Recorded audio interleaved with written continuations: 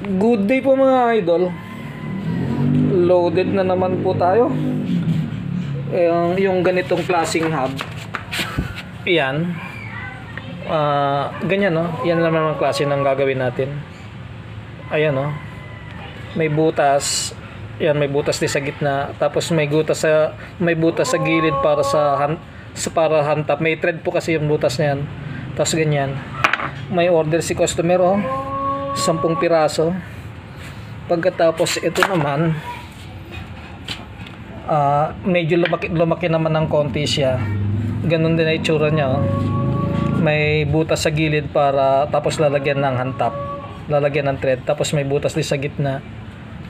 Mag-umorder si customer ng ilan to? Ilan to Kuya Mel? 22 pieces. 22 pieces So loaded na naman.